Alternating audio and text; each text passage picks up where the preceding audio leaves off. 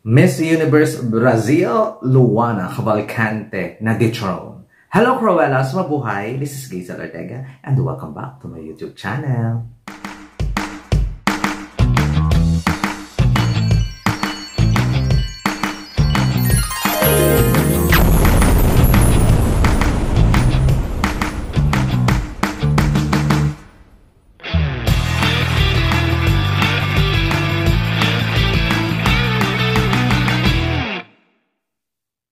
Hello! Kamusta po kayong lahat? Good morning, good afternoon, good evening. Anumang oras kayo nanonood sa akin ngayon, maraming po salamat.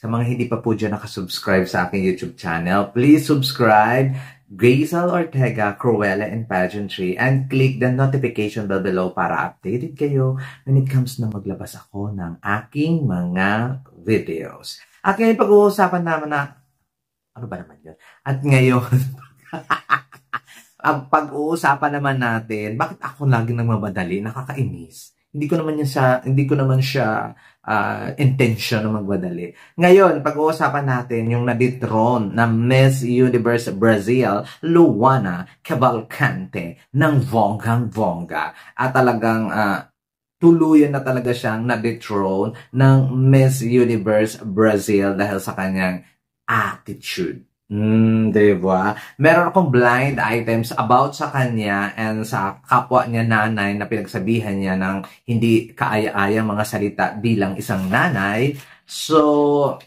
buti nga. Pero, dinethrone siya ng Miss Universe Brazil for what? Diba?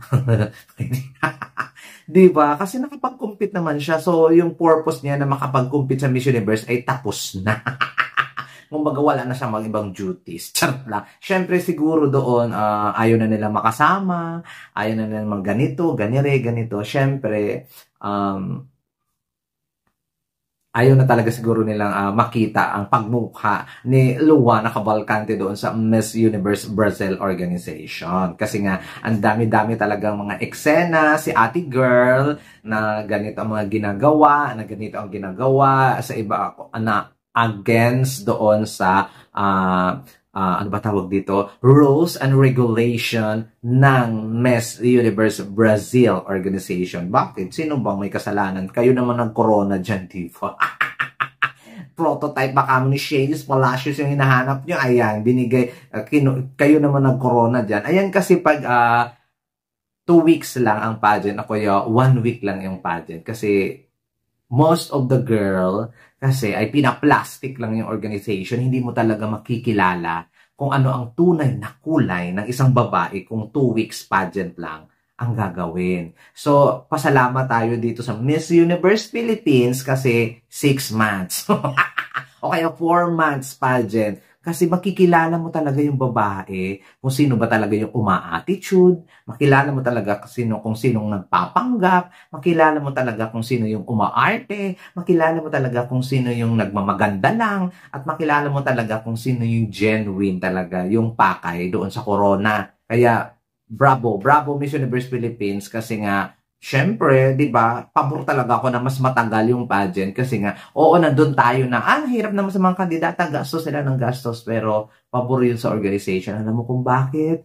Makikilala kasi nila ng lubusan ang mga babaeng mapagpanggap. Marami kasi mga babaeng mapagpanggap, mga beauty queen na mapagpanggap. Kaya na uuwi yan sa mga dethronement yung ibang mga organization kasi nga hindi nila nakilala yung babae bago nila ipanalo. Di ba? Yung attitude. Di ba? Nagmaganda o hindi nila kinaya kaya ganyan ang eksena na dethrone. So, deserve naman talaga ni Luana Cavalcante ang ma-dethrone dito sa Miss Universe Beauty Pageant kasi nga nang uukray siya ng kapwa niya nanay at nang aasar siya ng mga kandidatang halimbawa yung mga kandidatang ano ba tawag dito? Yung mga kandidatang hindi pitit, tapos wala pang anak o wala pang asawa, inuukroy niya big. Hindi ko lang talaga dito pinagsasabi dito sa blind items ko na siya pala ang tinutukoy kong maldita at atityon ng nanay sa Miss Universe Organization kasi lumalaban pa at wala akong ebidensya. Ayan, natuloy na dethrone na yung lola mo. Buti nga sa'yo. Nakakaloka. Ayan talaga. Kaya Miss Universe Philippines, huwag kayong maniwala sa mga fans na bilisan ang pageant. No, kilalanin niyo yung babae para hindi mamaligwak. Kilalanin ng mabuti yung babae kung sino ba talagang karapat dapat. Humanap kayo ng mabait, masunurin. Huwag kayong mga impaktita. Ang dami kasi mga beauty queen na impaktita. Gusto niyo isa-isahin ko pa. Lalo na last year. Mabuti na lang talaga, pinanalo nila si Chelsea. Kung nagkataon talaga, nagkamali talaga sila ng pinanalo. Nako, charot lang. Kasi ayun, so, kudos naman doon sa Miss Universe Philippines Organization. Mga napili nilang mga queens ay talagang talagang mababait at saka masunurin, di ba? Masunurin sa rules and regulation, hindi nang kagaya ng iba na pagsabihan mo, ako ang Miss Universe, uma-attitude. Kaya nakita naman natin sa pinili ng Miss Universe Philippines kay Chelsea na manalo na super bait, super authentic, talagang ang ganda ng personality, di ba, nagkaalaman na, di ba? Nakakaloka. Kaya sa journey ni Luana Cavalcante, 25 years old pa lang siya, pero isang inay na siya. Ang harot-harot kasi. Charot lang. Pero good luck na sa next journey mo. Sana ay maging okay ka. Kasi hanas siya ng hanas. After niyang maligwak at maeltukuyo sa Miss Universe, hanas siya ng hanas against the Miss Universe organization. Keso ganyan. Ang dami niyang mga hanas siyang, as in, every time yata na lumalabas siya sa social media, may hanas siya. Ayun yung salitang bitter na hindi talaga deserve na maging queen. Kasi nga, may bitterness sa kanyang puso at isipan ng bonggang-bongga. Kaya tama naman ang desisyon ng Miss Universe organization na hindi na siya isama talaga doon sa top 30 kasi hindi niya deserve. Kasi ang dami talagang nagrereklamo sa kanyang mga kandidata na ganyan nga ang kanyang ugali. Nang uukray siya ng kapwa-nanay at nang uukray siya ng mga kandidatang walang asawa pero majubis.